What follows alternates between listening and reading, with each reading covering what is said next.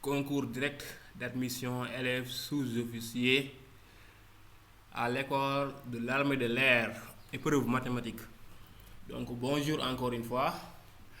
Bon, donc on va attaquer directement notre troisième vidéo d'aujourd'hui qui est la correction d'admission, la correction du concours armée de l'air. Il y a beaucoup d'élèves qui nous demandent ça. Donc on va le faire. Pour l'armée de l'air maintenant, on a ici l'épreuve de 2019. Comme les autres, hein, l'armée de l'air maintenant, cette année, on va faire beaucoup d'épreuves sur ce concours-là. 2019, 20, 21, 22, 23, jusqu'à 2024. Donc il y a 6 épreuves déjà qu'on a, qui est là avec nous. Et nous allons corriger toutes ces épreuves-là. N'est-ce pas? Maintenant, aussi, j'ai dit c'est notre troisième vidéo parce qu'il y a déjà des vidéos qu'on a fait aujourd'hui. Par exemple, aujourd'hui seulement, on a corrigé le concours ENSA physique-chimie, le concours ESP, on a corrigé ça encore. Donc il y a des vidéos qui sont déjà disponibles si c'est la première fois. Parce que dans cette chaîne, on a déjà corrigé beaucoup d'anciennes épreuves, EPT, ESP, IPSL, ENSA, UIT, n'est-ce pas? Tous ces concours-là que vous entendez. Voilà, on a déjà corrigé ça. Maths, physique, chimie, SVT, français. Les corrections sont déjà disponibles dans cette chaîne. Regardez les anciennes vidéos. Voilà. Maintenant, pour ceux qui préparent le concours armée de l'air, je vous demande aussi de partager cette correction. Voilà. Comme ça va nous motiver nous aussi à faire d'autres. Parce que les autres concours aussi, les élèves ont bien partagé. On a vu dans les commentaires que vous nous demandez armée de l'air à chaque instant. Donc il faut partager. Parce que nous aussi, on regarde souvent le nombre d'élèves qui regardent cette vidéo. On a remarqué que par exemple, IPSL, la vidéo a fait plus de 1000 vues. Il y a plus de 1500 élèves qui ont regardé la vidéo en un seul jour. Les autres concours, c'est la même chose. Donc, armée de l'air aussi doit être la même chose. Si vous voulez qu'on continue, partagez le maximum. Armée de l'air, c'est bon. Voilà. Et pour les autres classes aussi, la chaîne YouTube là, vous avez beaucoup de choses. C'est une chaîne qui est 100% pédagogique. On ne fait pas seulement la correction des épreuves, hein.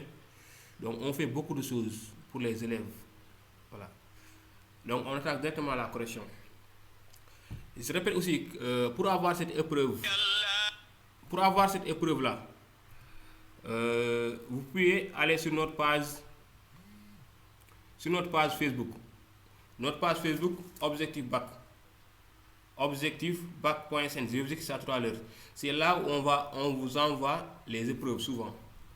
Voilà. Maintenant ici, on voit déjà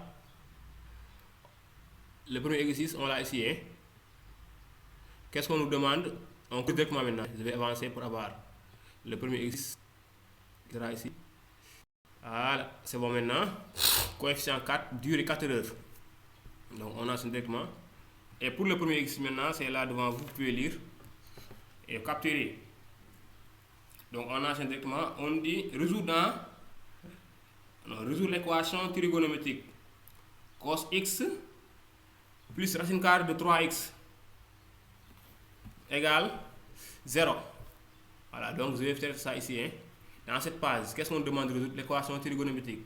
Quelle est l'équation trigonométrique? C'est cos de x plus racine carrée de 3x moins racine carrée de 3 égale à 0. Ici maintenant, avant de continuer aussi, pour les élèves qui préparent ce concours-là, un conseil que je vous donne, il faut bien regarder votre programme de 3e. Parce que moi, j'ai vu les anciennes épreuves, souvent, ils touchent le programme de 3e. Il faut toucher à ça. Bien vrai que c'est terminal, vous allez faire des épreuves, des questions niveau terminal, mais aussi on peut revenir sur les questions niveau 3e. Cos de x plus racine carrée de 3x moins racine de 3 égale 0. Cette équation combine deux fonctions. Donc ici on a une fonction trigonométrique et une fonction polynomiale ou bien une fonction linéaire. Donc ici ces genres-là, quand vous avez une fonction trigonométrique et une fonction linéaire, il n'existe pas une solution analytique directe. C'est-à-dire ici on peut pas venir dire x égale 3 ou x égale 2. Non, ça n'existe pas ça, ces genres-là. Ce qu'on peut faire ici, c'est de trouver des solutions approchées. N'est-ce pas? Des solutions approchées, c'est seulement ça qu'on peut avoir. Voilà. Avec maintenant deux méthodes, hein. Soit on prend une méthode numérique ou bien la méthode graphique. Bon, moi je vais essayer de faire la méthode la plus rapide, c'est la méthode numérique. N'est-ce pas? Bon, maintenant, on va essayer de réécrire ça. Lorsqu'on réécrit ça, on aura quoi? Cos de x, n'est-ce pas? Je transpose le moins racine carré de 3. Ce sera plus racine carré de 3x égale racine carré de 3. Ce qui implique que cos de x égale le plus racine carré de 3 là aussi. Je le transpose derrière ici. Donc ça sera cos de x égale racine carré de 3 moins racine carré de 3x. C'est ça, hein? Donc je factorise par racine carré de 3, ce qui va me donner cos de x, ce qui me donne cos de x égale racine carré de 3 facteur de 1 moins x, n'est-ce pas? Et comme la fonction cosinus est comprise entre moins 1 et 1, donc on peut facilement dire que ça aussi c'est compris entre moins 1 et 1, parce que ça c'est cos de x. Donc on peut facilement dire que moins 1 comme racine carré de 3 facteur de 1 moins x est compris entre moins 1 et 1. Ce qu'on va faire ici maintenant, on va essayer de tirer x seulement. Pour tirer x maintenant, je divise partout par racine carré de 3, ce qui implique que moins 1 sur racine carré de 3 inférieur égal à 1 moins x inférieur égal à 1 sur racine carré de 3. N'est-ce pas? Voilà, donc pour avoir ici les x là, on ajoute d'abord partout 1. Lorsqu'on ajoute partout d'abord partout moins 1 du moins, j'ajoute partout moins 1, je vais avoir moins 1 sur racine carré de 3 moins 1 inférieur égal à moins x inférieur égal à 1 sur racine carré de 3 moins 1. Maintenant pour avoir x, on inverse on fait une permutation, puisque x est négatif, n'est-ce pas? Voilà, donc on multiplie partout par moins 1 et on fait une permutation. Ce qui devait être là, on le met là-bas. Ce qui devait être là, vient ici. On fait une permutation. Donc qu'est-ce qu'on aura à droite? On aura 1 moins 1 sur racine carré de 3. Bon, peut-être que les explications c'est très rapide, je vais ralentir pour que vous permettre de mieux comprendre. Bon, c'est comme ça, hein, ce que j'ai dit, c'est comme ça, il n'y a pas d'erreur. J'ai dit, je vais détailler ça, comme ça vous allez mieux comprendre. Qu'est-ce que j'ai fait? Je multiplie par moins 1. Donc on va avoir moins parenthèse. Ce qui est à droite sera à gauche. Ça, lorsqu'on multiplie une inégalité par un nombre négatif, les inégalités changent de sens ou bien on fait une permutation. Bon, ici, moins 1, hein, c'est ça qu'on avait à droite, ça sera à gauche. Inférieur égal à x, inférieur égal à moins parenthèse moins 1 sur racine carré de 3 moins 1, c'est ça. Les moins là entre maintenant, on aura ici moins 1 sur racine de 3 plus 1. Je commence par plus 1, ça sera 1 moins 1 sur racine carré de 3, c'est la même chose. L'addition est commutative. Inférieur égal à x, inférieur égal. Ici le moins entre maintenant partout, on aura 1 sur racine carré de 3 plus 1. Voilà, donc ici on voit déjà que le x est compris entre deux nombres. Donc ici, vous savez, si on a 1 a inférieur à x inférieur à b, ici on dit facilement que x appartient à l'intervalle a, b. Si c'est large, ça sera fermé. Ici c'est la même chose, on a x qui est compris entre deux nombres, ça c'est un nombre, ça c'est un nombre. Donc qu'est-ce qu'on dit? On dit x appartient à l'intervalle 1 moins 1 sur racine carré de 3, point virgule 1 sur racine carré de 3 plus 1. X appartient à cet intervalle là. Seulement ça qu'on peut dire ici. Hein. Maintenant si vous voulez, ça vous pouvez calculer avec votre machine, ça vous donne combien? Ça vous donne combien, n'est-ce pas? Voilà. Maintenant, on passe à la question numéro 2. La question numéro 2 maintenant, c'est là. Ici, on a une fonction f de x égale 1 sur sinus x moins sinus de x sur 2. Voilà, donc c'est ça qu'on demande. La première maintenant, c'est dessiner la courbe représentative de f. C'est pas là-bas où je dois entrer. Sur PowerPoint, c'est ici. Hein? Voilà, donc qu'est-ce qu'on a?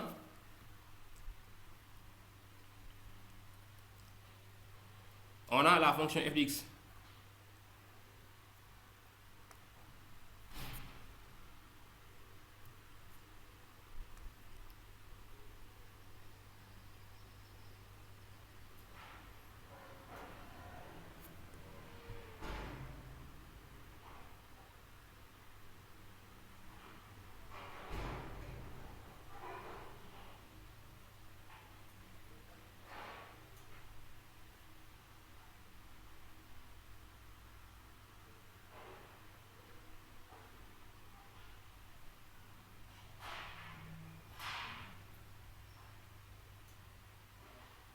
excusez-moi, j'ai un petit problème. Ça, c'est l'épreuve ENSA que j'ai corrigé tout à l'heure.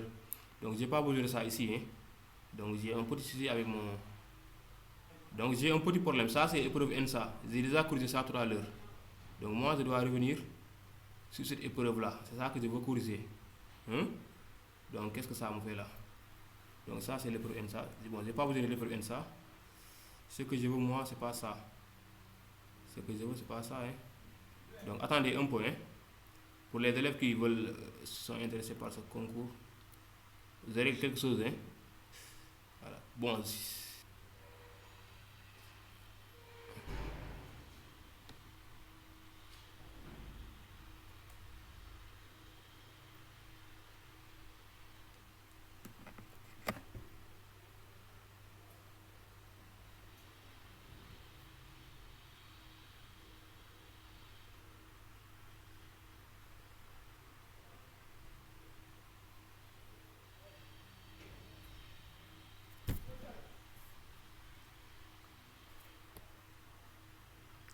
Bon, maintenant c'est réglé. Hein. Voilà. Vous avez un peu mélangé les choses là. Hein.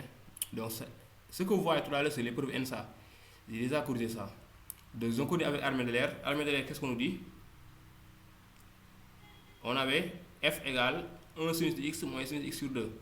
F de x égale 1 sur 2 sinus de x moins sinus de x sur 2.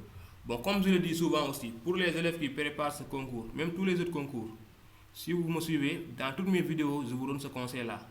Ce que moi je suis en train de faire, il ne faut pas se limiter sur ce que je fais. Donc, il ne faut pas venir directement regarder la correction et partir. Si vous voulez réussir un concours, mon gars, tu vas faire des efforts de recherche. Tu te concentres toi seul. Quand tu as l'épreuve, il ne faut pas aimer la facilité de venir regarder la correction. Tu prends ton temps, tu fais des efforts. N'est-ce pas? Transpiration, on va transpirer, tu regardes, tu fais, si tu termines, tu peux venir regarder la correction. Mais il ne faut pas venir directement voir l'épreuve est là, et tu es devant ton téléphone, tu regardes la correction, sans faire des efforts. Ça, je ne vous conseille pas ça. Ce que je vous conseille, vraiment, prenez l'exercice et essayez ça. La correction, vous regardez ça après. Voilà, n'est-ce pas? Bien vrai que moi, ce que j'aime, c'est que vous regardez ce que je fais. Ce que je veux, c'est ça. Mais c'est pas quelque chose qu'il faut faire. Voilà. Donc, comme maintenant, pour vous pousser à travailler, ou bien je vais vous donner des recherches à faire même ici. Cette fonction-là, par exemple, je ne vais pas faire tout. Je vous guide. Comme ça, vous allez avoir un point de départ. C'est comme ça qu'on prépare un concours. Hein. Parce que si je fais tout pour vous, ça sera trop facile. Et les concours, on prend souvent les meilleurs. Donc ici, déjà, on vous demande de dessiner la courbe. Donc pour dessiner la courbe ici, il faut d'abord étudier la parité. Donc on calcule f. Je vous guide maintenant. Je ne vais pas faire ça à la fin. Hein. Donc suivez ce que je fais. Comme ça, après vous allez connaître. Il faut calculer d'abord la parité. Ici, f de moins x, ça sera 1 sur 2 sinus 2 moins x moins sinus 2 moins x sur 2. Déjà, on sait que sinus de moins x, c'est moins sinus x, ça sera moins 2 sinus de x. Parce que sinus de moins x, c'est moins sinus de x, n'est-ce pas? C'est moins sinus de x. Ici, encore le moins là, il vient ici, ça sera plus sinus de x sur 2. Donc ça, on voit déjà, ce n'est ni. Ça, c'est pas f de moins x, c'est pas moins f de x. Donc ça, c'est différent de f de moins x.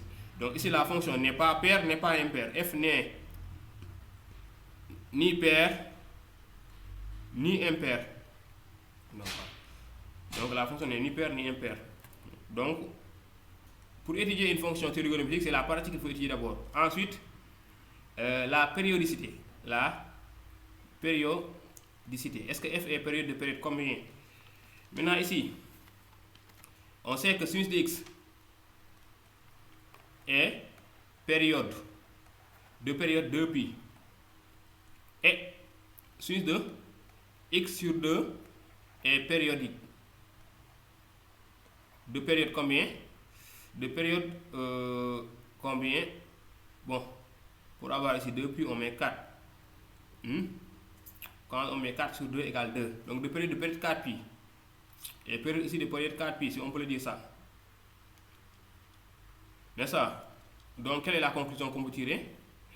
ici, la période commune c'est 4pi. Donc f là est période de période kpi. Donc f est périodique de période kpi. Maintenant, si vous avez fini avec ça, vous calculez la dérivée. Bon, vous avez dit, je vous guide, mais je suis en train de tout faire, hein, n'est-ce pas? C'est pas grave. F', maintenant, qu'est-ce qu'on met? La dérivée de f est là. F est là. Donc, ça sera 1 demi.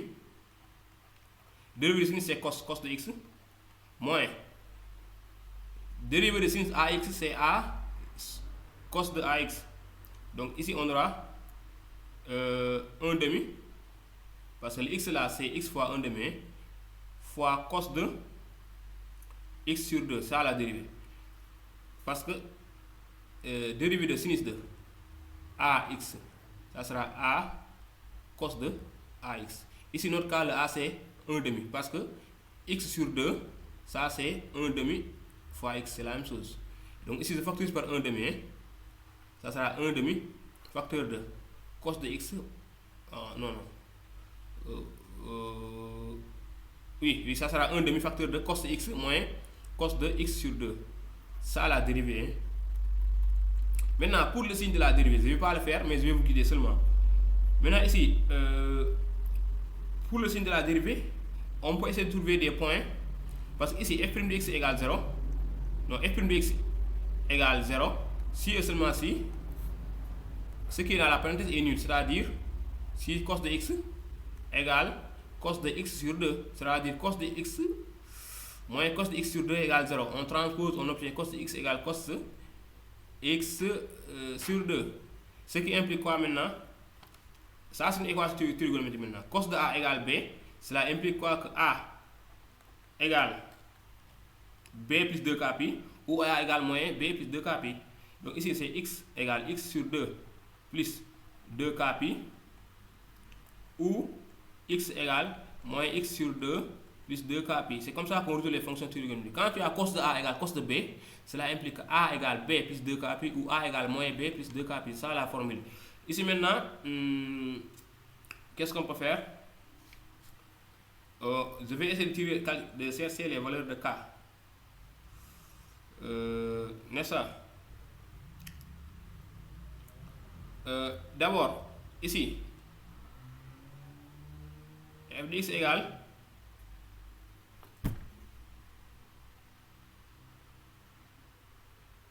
déjà ici on a x égale x sur 2 plus 2kpi.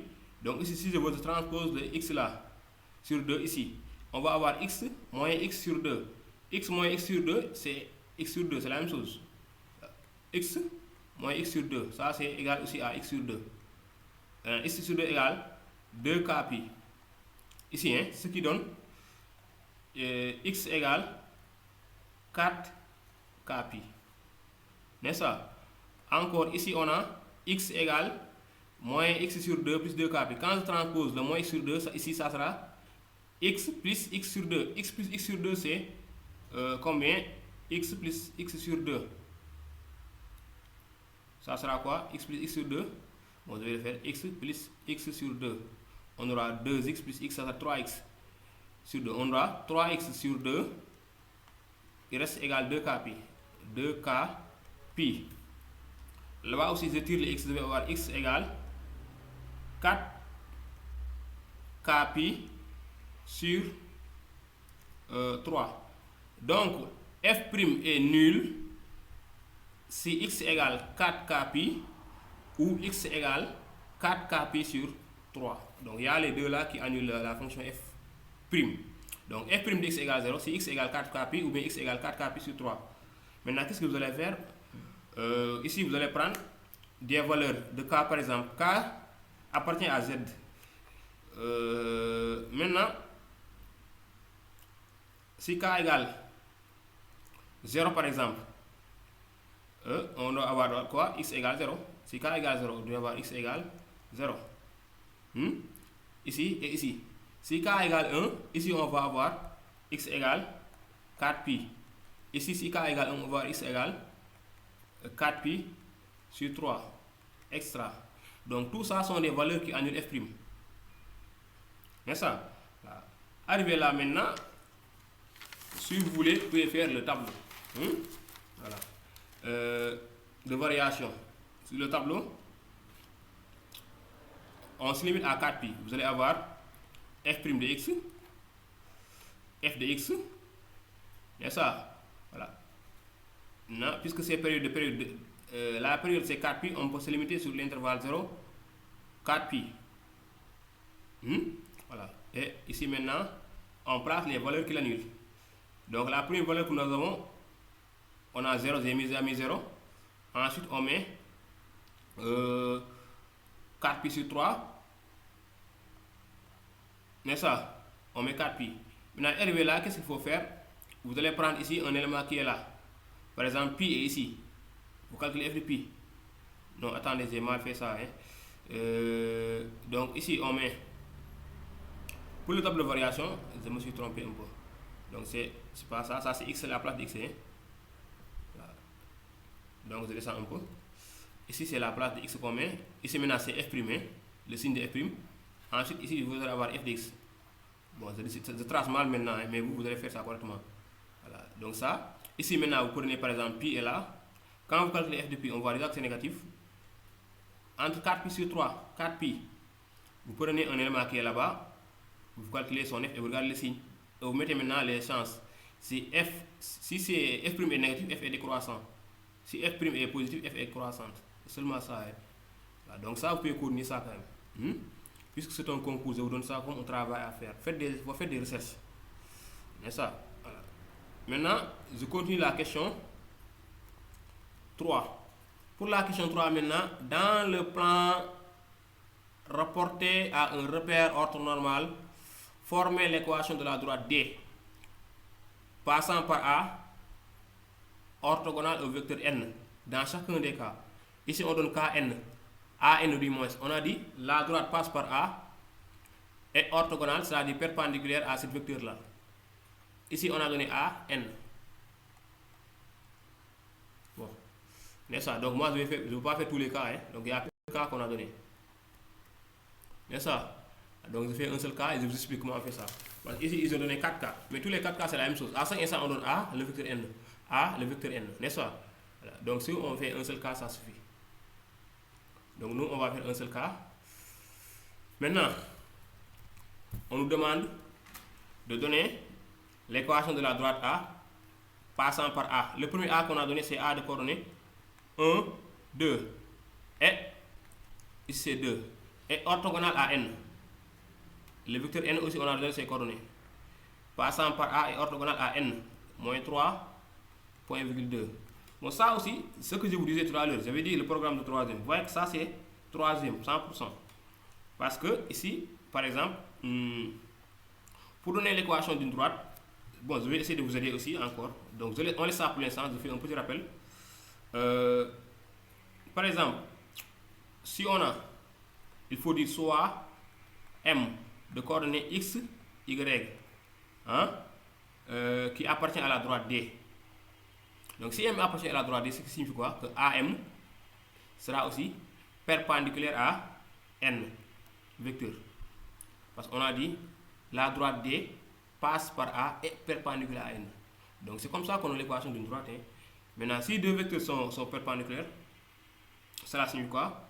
Que le produit de leurs abscisses plus produit ordonné égale 0. Par exemple, si on a ici un vecteur U de coordonnées x de U, y de U, qui est perpendiculaire à un vecteur V de coordonnées x de V plus y de V, cela signifie quoi? Que les deux x là, leur produit, x de U fois x de V plus y de U fois y de V sera égal à 0.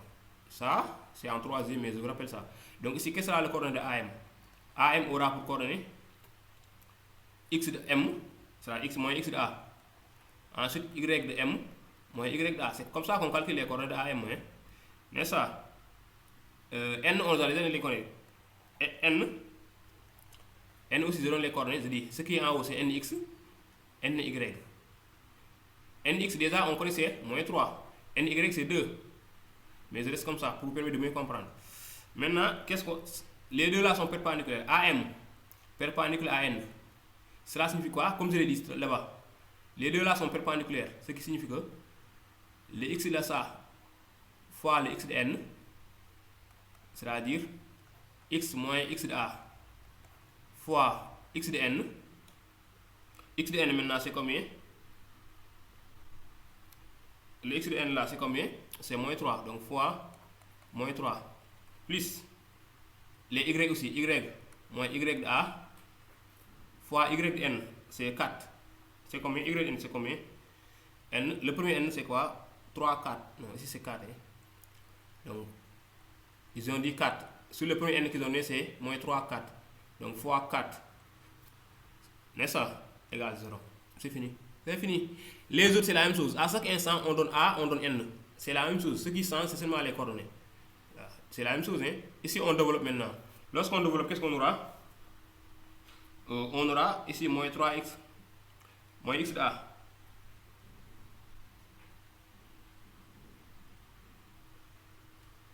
Donc, x de A maintenant, c'est 1. Donc, ici, je vais avoir x moins 1. Le tout fois moins 3 plus y moins y de a c'est combien? 2 fois 4 égale 0. Ici on développe, on aura moins 3x plus 3 là-bas plus 4y moins 8 égale 0. Ce qui implique quoi? Moins 3x plus 4y. 3 moins 8 c'est moins 5 égale 0. C'est fini. L'équation de la droite c'est ça. Maintenant, pour tous les autres cas, c'est la même chose. Ce qui change ici, on avait pris A, ça. Ici, c'est A. Ce qui change, c'est seulement les x de A et les x de n. Là. Seulement ça qui change. Donc, encore, on demande de déterminer la deuxième question. L'équation de la droite D, passant par A, toujours, est orthogonale à la droite phi. Sigma dans chacun des cas. Donc, ici, on demande l'équation de la droite D passant par A est perpendiculaire à cette droite-là. Ça aussi, comment on le fait? Bon, ici, je vois que c'est le programme de troisième. Voilà, c'est ce que je disais tout à l'heure. Donc, ne dites pas que vous êtes en terminale. Voilà, ça, c'est 100% troisième. Hein? C'est 100% troisième. C'est-à-dire, un élève de troisième qui vient faire ça, voilà, il va avoir plus de sens qu'un élève de terminale qui n'a pas révisé le programme de troisième. C'est bon. Bien vrai que nous, c'est le programme de troisième. Passant par A, donc ici maintenant on demande de déterminer l'équation de la droite D qui passant par A de coordonnées 1, 2 est perpendiculaire à la droite sigma racine carrée de 3x plus moins y plus 7. Donc ici on nous a donné l'équation de cette droite là égale 0. La droite D maintenant doit passer par ce point là mais doit être perpendiculaire à cette droite. Qu'est-ce que cela signifie? Quand on a une droite, par exemple la droite là, sigma par exemple, cette droite, qui est donnée par AX plus BY plus C égale 0, le vecteur normal de cette droite là aura pour coordonnée A, B. Vecteur normal, c'est un vecteur qui est perpendiculaire à cette droite. Voilà. Donc, la droite qu'on nous a donnée, cette droite-là, racine carrée de 3x moins y plus 7 égale 0. N'est-ce pas? Donc, le vecteur normal de cette droite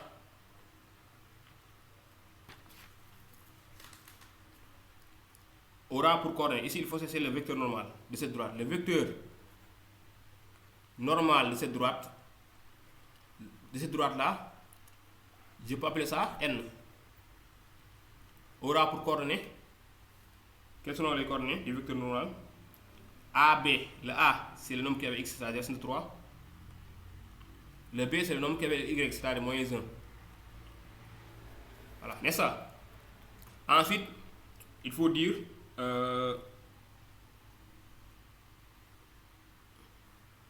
ici que la droite D est, dans l'exercice on nous a dit que la droite D est orthogonale, c'est-à-dire la droite D est perpendiculaire, c'est la même chose, hein? Orthogonale c'est-à-dire est perpendiculaire à sigma, à cette droite là, est perpendiculaire à cette droite. Ça signifie quoi? Que D est la droite D, donc sera parallèle à cette vecteur normale N là. Je m'explique. Quand on a une droite D, la droite sigma là, je le trace, c'est ça la droite sigma. Le vecteur normal de sigma est un vecteur qui est perpendiculaire. Bon, je dessine mal maintenant à N. Les deux sont perpendiculaires. Maintenant, qu'est-ce qu'on nous dit? On nous dit que D est perpendiculaire à sigma. La droite D aussi est perpendiculaire aussi à sigma. La droite D est là. Donc la droite D sera là.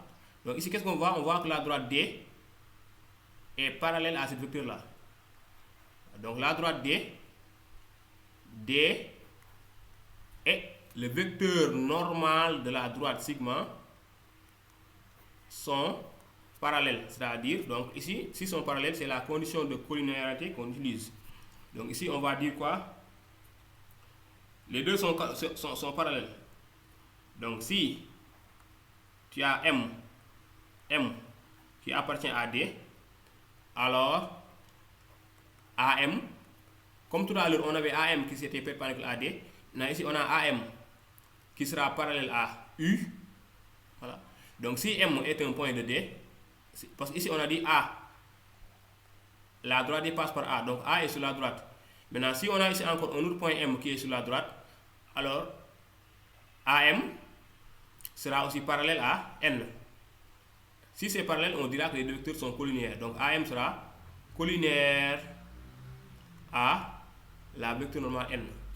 Donc AM, quelles seront ses coordonnées? X de M moins X de A. Maintenant, dans l'exercice, on nous a dit A a pour coordonnées 1, 2. X de A c'est 1. Y moins Y de A c'est 2. Qui sera collinaire à N. Collinaire à N, c'est-à-dire N aura pour coordonnée 3 moins 1. Je vous répète encore, le concours armée de l'air, vous avez remarqué ça. Souvent, ils touchent le programme de 3e carrément. Parce que ça, c'est 100% 3e. Hein? Voilà. C'est 100% 3e, ça. Et je crois que même que c'est la partie qui est plus importante de cette épreuve. Parce que programme de 3e, je crois que j'ai une seule question ici qui est programme de 3e, hein? de terminale. Je crois qu'il n'y a que 2 questions ou 3 questions qui sont programme de terminale. Tout le reste, c'est le programme de 3e dans cette épreuve. Et maintenant, la condition de collinaire, c'est quoi? Bon, je répète encore, je vous guide toujours. Hein. Quand on a un vecteur U de coordonnées x, y et un vecteur v de coordonnées x', y', si les deux sont collinaires, on fait la règle gamma, c'est-à-dire x, y' moins y, x' égale 0, c'est-à-dire x, y' moins y, x' égale 0, c'est-à-dire tu fais le couramment. Ñaari, les deux là, moins les deux là égale 0. Donc ici, qu'est-ce qu'on fait? On fait le couramment, les deux, moins les deux là égale 0. Donc on aura moins 1 facteur de x moins 1, moins les deux là, c'est-à-dire racine de 3, facteur de y moins 2 égale 0. Ici maintenant, on développe ici, et on développe ici, hein, et c'est fini. On obtient la droite D2. Pour les autres, c'est la même chose. Hein.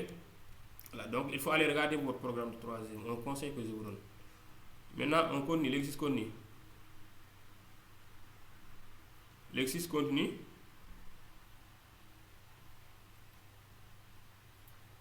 Voilà.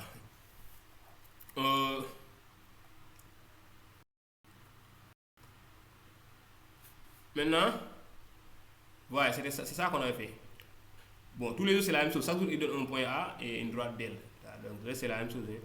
Hein. Ensuite, on considère les points A de coordonnées 2, 1, B de coordonnées 5, 2. Un point d'abscisse X décrit l'axe des abscisses. Décrit l'axe des abscisses. Ensuite,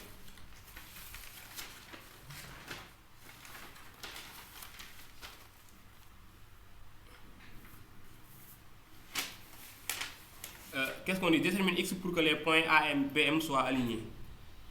Voilà, détermine M détermine X pour que les points A, B, M soient alignés. Donc on fera ça ici. Détermine X pour que A, B et M soient alignés. On nous a donné les coordonnées maintenant. A, on nous a dit A pour coordonnées 2, 1. B A pour coordonnées 5, 2. Un point M. Décrit l'axe des abscisses X. Donc M A pour coordonnées.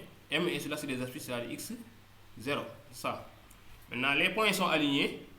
A, B, M sont alignés quand, si et seulement si, le vecteur AB et le vecteur AM sont collinaires. Si AB est collinaire à AM. Donc pour calculer les coordonnées de AB, qu'est-ce qu'on fait? En haut, on prend X de B moins X de A. En bas, Y de B moins Y de A. X de B moins X de A, c'est combien? X de B, c'est 5. 5 moins X de A, c'est 2.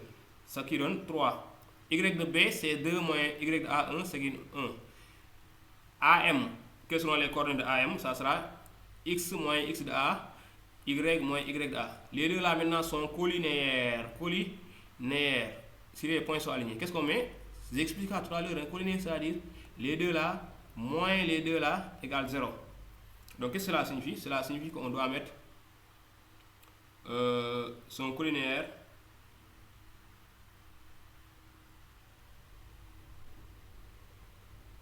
cela signifie qu'on doit avoir 3 facteurs de y moins 1 moins 1, c'est-à-dire 1 fois x moins 2 égale 0. Bon, le 1, on peut ne pas le mettre. On développe, ça sera 3. Bon, attendez, les m, son y c'est 0, hein? Les m là, son y c'est 0. Mais ça, c'est ça. Donc ça sera 3 fois 0 moins 1, c'est moins 1, hein? Donc ça sera moins 3 directement. Moins x plus 2 égale 0. Donc moins 3 plus 2 égale combien? Moins 1 moins x égale 0. Voilà. Donc qu'est-ce que je fais? Je transpose le moins 1 là-bas. Donc ça sera x égale moins x égale 1. X égale à moins 1. Donc x c'est moins 1. Voilà. Maintenant, détermine x tel que MA, MB soient orthogonaux. Là aussi, vraiment, il n'y a pas de problème. Je ne vois pas de problème. Je vois que c'est une épreuve qui est trop facile quand même. Hein? Mais pour quelqu'un qui a maîtrisé son programme de 3e. Ensuite, on dit détermine M tel que MA et MB. MA et MB soient orthogonales. Là aussi, il n'y a rien de compliqué. Hein? Mais ça, qu'est-ce qu'on fait? MA, il faut cesser les coordonnées de MA. MA aura pour coordonnées, on a fait ça tout à l'heure, x de A moins x de M, c'est-à-dire 2 moins x, y de A moins y de M, c'est 1 moins y de M, c'est 0, n'est-ce pas? Et orthogonal à MB. MB aura pour coordonnées x de B. X de B sera quoi? X de B c'est combien encore? 5. 5 moins x de M. N'est-ce pas? X de M c'est x. Y de B moins y de M, 0. Orthogonal maintenant signifie quoi? Les deux, la somme des deux là égale 0. Collinaire, le croisement, moins l'autre égale 0. Orthogonal, la somme de ce qui est en haut plus la somme des deux là. Somme des abscisses plus somme des ordonnées. Somme des produits des abscisses plus somme des produits des ordonnées égale à 0. Donc on a dit orthogonal, donc ce qui implique quoi? Que 2 moins x facteur de 5 moins x, hein, plus quoi? Plus en bas on aura 2 fois 1 égale à 0. Donc ici on développe, on aura x des carrés ici. Hein. Donc lorsqu'on développe, on va avoir x au carré, je fais ça rapidement, hein, x au carré moins 7x, 2 fois 5, 10, 10 plus 2 égale 12, plus 12 égale 0. Ici on résout ça avec delta, on obtient x. Bon, ici maintenant, vous allez calculer delta, vous allez avoir x1, x2. Voilà, c'est une équation du second degré. Hein. Donc ici vous allez avoir 2x. Premier x1, x2, hein. Voilà, c'est fini. Maintenant, bon, détermine la distance entre P de coordonnées 1 moins 1 et la droite D, n'est-ce pas?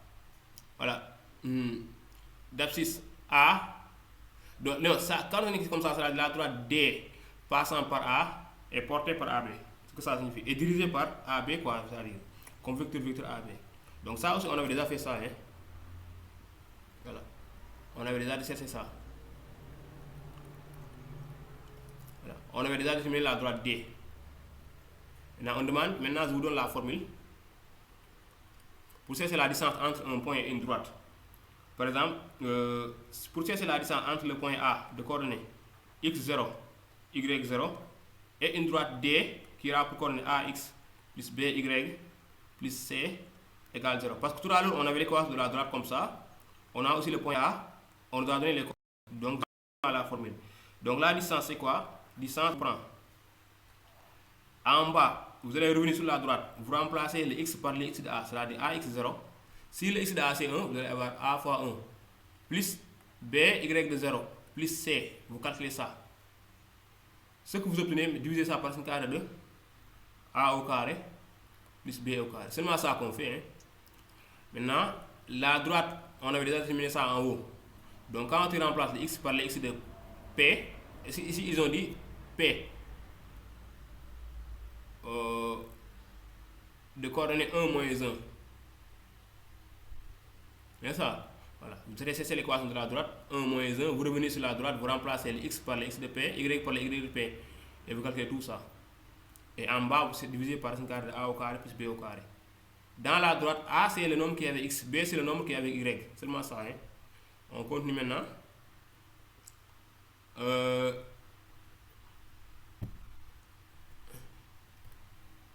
Maintenant, on nous dit quoi?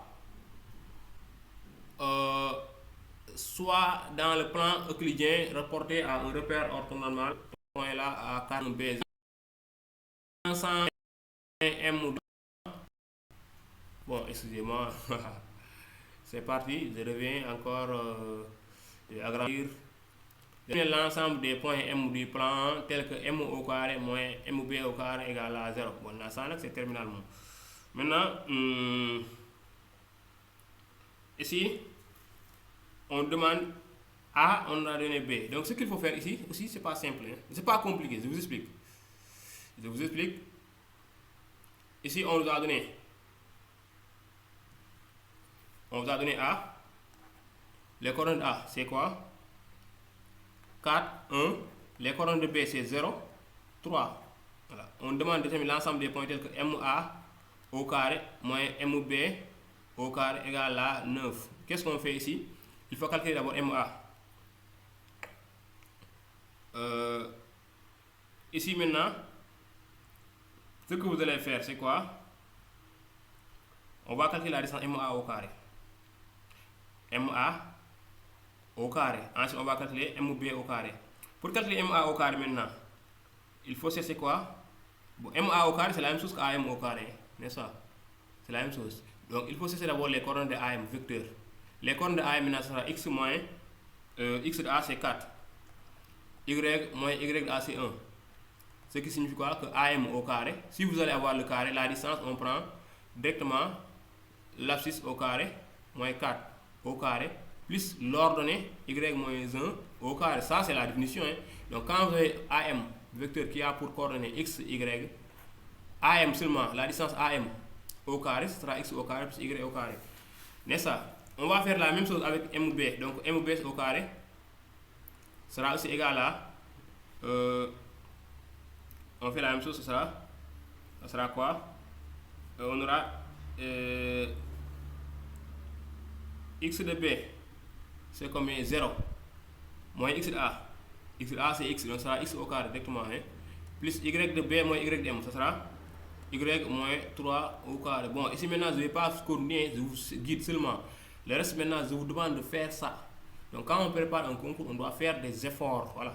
Parce que si je fais tout pour vous, ça sera trop facile quand même. Voilà. Bon, parce que je vous aime et je veux que vous réussissez. Donc quand je vous demande de faire ça, donc prenez vos cahiers. Voilà. Faites effort un peu pour montrer que vous aussi vous voulez réussir. Parce que lorsqu'on vient, on regarde la vidéo seulement, voilà, c'est comme si c'était trop facile quoi, en fait. Après maintenant, qu'est-ce qu'on fait?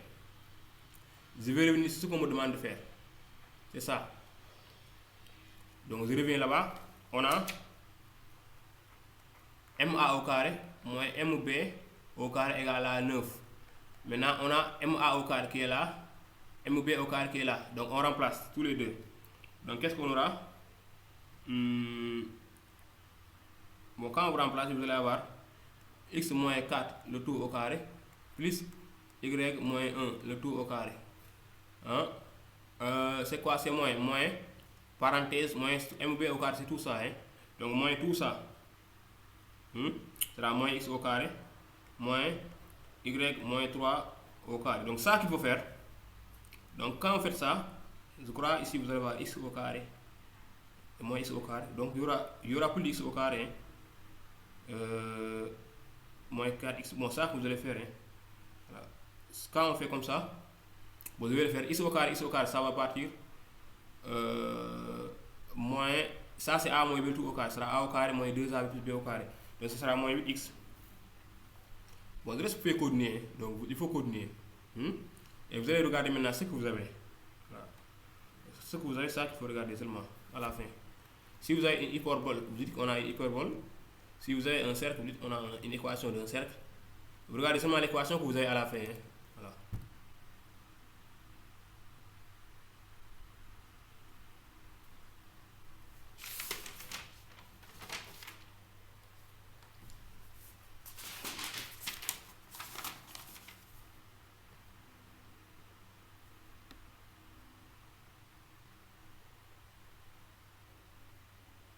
Maintenant, on continue.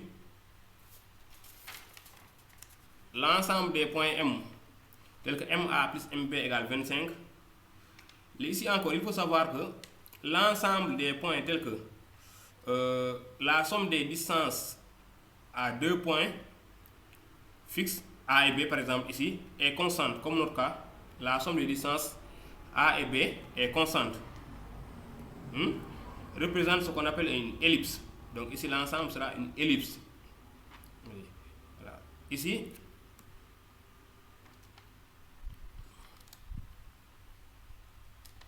on demande l'ensemble des points tels que MA plus MB égale 25. J'ai dit que l'ensemble des points, d'une manière générale, hein, voilà, n'est-ce pas?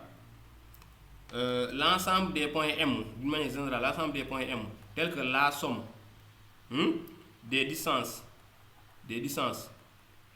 à deux points fixes A, deux points fixes A et B, constant. Ici, A et B sont est constant, hein, donc est constant. Ici, la distance est constante parce que c'est 25. L'ensemble sera une ellipse. Mais avant de dire que c'est une ellipse, il faut vérifier quelque chose, par exemple. La chose qu'on vérifie, c'est quoi? On doit vérifier est-ce que la somme AB est plus grande que. Il faut vérifier est-ce que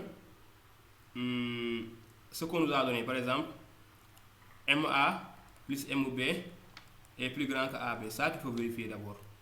Et ça, c'est facile à vérifier parce que MA plus MB, c'est 25. AB, il n'y a rien à faire. Hein. On calcule les coordonnées du vecteur AB.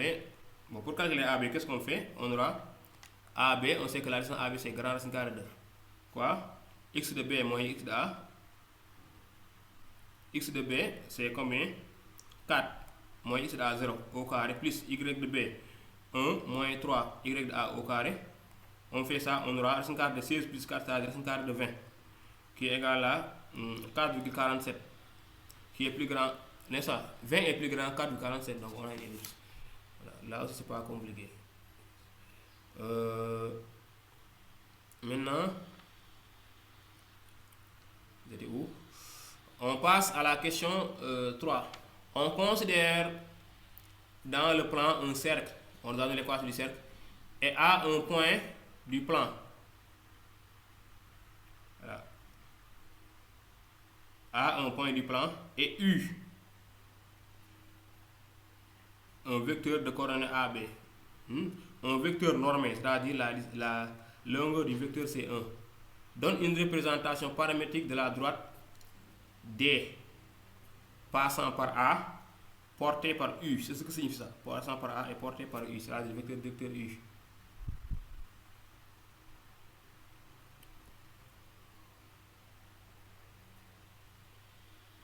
Voilà. Donc qu'est-ce qu'on a? Ici je reprends, on nous a donné un cercle qui a pour équation x au carré plus y au carré moins rayon au carré égale 0. Et on nous a dit que le point A de coordonnées x0, y0 est un point du plan. Et U a pour coordonnées alpha, bêta est normé. Normé, c'est-à-dire la longueur de IC1. Donner une représentation paramétrique. Donner une représentation paramétrique. De quoi? De la droite D passant par A et portée par U, c'est-à-dire le vecteur directeur U. Voilà. Maintenant, U a pour coordonnée alpha. Donc la droite D, l'équation paramétrique d'une droite. L'équation paramétrique d'une droite D passant par un point A de coordonnées. L'équation paramétrique d'une droite D passant par un point A de coordonnées x0, y0 est portée par un vecteur. L'équation paramétrique d'une droite D passant par A de coordonnées x0, y0 est portée par un vecteur directeur de coordonnées alpha, bêta. L'équation paramétrique est donnée par x de t égale et y de t égale. X de t maintenant ce sera x de A plus quelque chose plus t. Il y aura un t alpha. T ce sera paramètre. On a dit équation paramétrique, donc il y aura un t. Y de 0 plus t bêta. C'est seulement ça l'équation. Ça aussi c'est troisième. Maintenant, qu'est-ce qu'on demande? On nous demande de déterminer les valeurs de t pour lesquelles les points de la droite sont sur le cercle. Détermine. Bon, je vais vous montrer ça, vous allez lire encore. Détermine la relation en t caractérisant. Bon, détermine t, les valeurs du paramètre t, des points communs à C et D. Ça, cela signifie seulement détermine les valeurs de t pour que les points de la droite soient sur le cercle. Voilà. Et les valeurs du paramètre t communes à C et D. Voilà. Donc ici on regarde les t communes entre C et D. Voilà. C'est également déterminer t pour que les points de la droite soient aussi des points du cercle. Comment on le fait? Ici, on cherche t. Donc ici, ce qu'on demande, c'est de chercher le point t. Chercher t pour que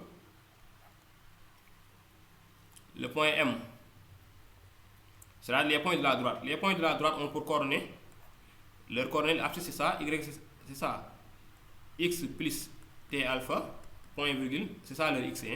Leur y c'est y0 plus t alpha. C'est ça les points de la droite. On nous demande maintenant de chercher t pour que les points de la droite là appartiennent au cercle. Qu'est-ce qu'on fait? On remplace directement le cercle. On avait quoi?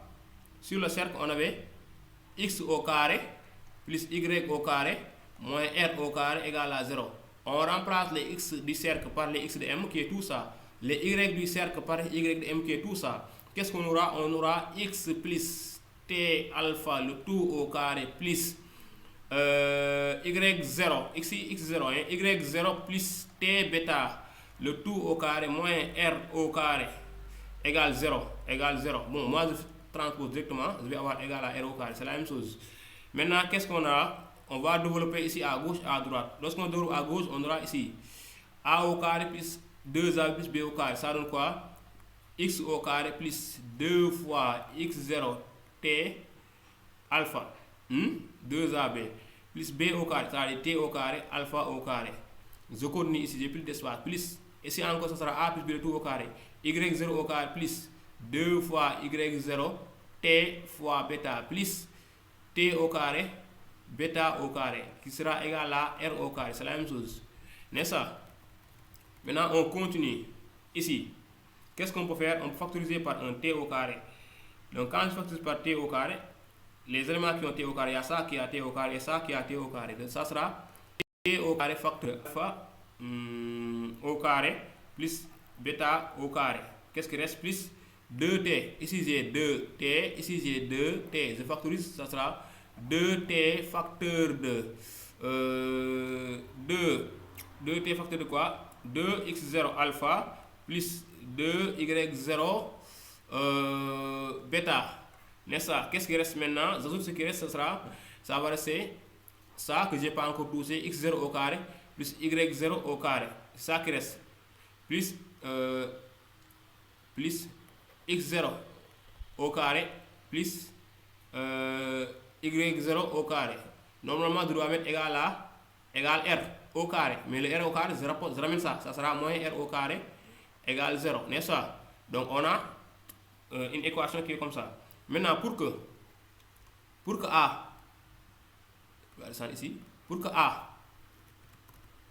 A appartient au cercle, hein, qu'est-ce qu'on doit avoir? Il faut que x au carré plus y au carré doit être égal à r au carré. Pour que le point A appartient au cercle, qu'est-ce qu'on doit avoir?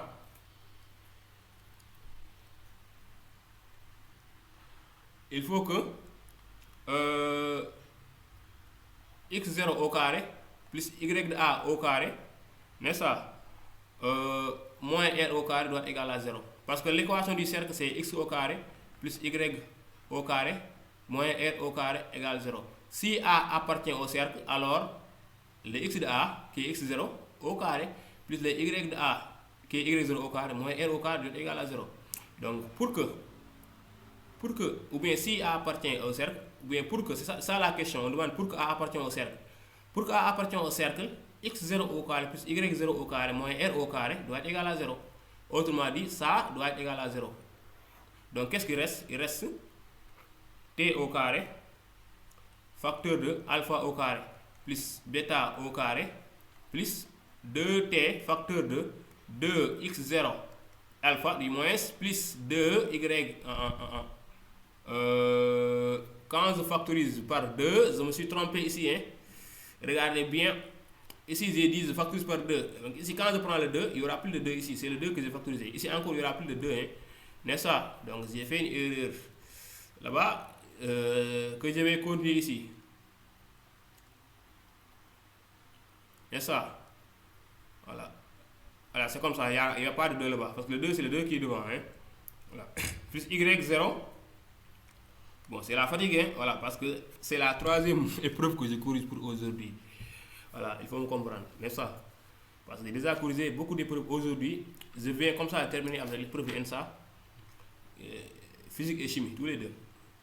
Voilà, donc c'est une petite erreur que j'ai faite. Je crois que c'est pas méchant quoi en fait.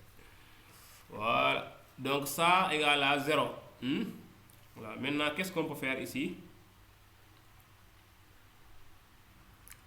Et on sait que U, quelles sont les coordonnées U? C'est alpha, bêta. Ce qui implique que U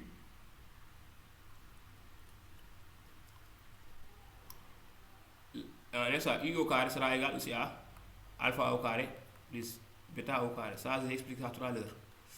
Maintenant, puisque U est normé, c'est-à-dire U au carré là, sera égal à 1. C'est ça. Ici, U est normé, on a dit ça. Donc, U au carré égale 1.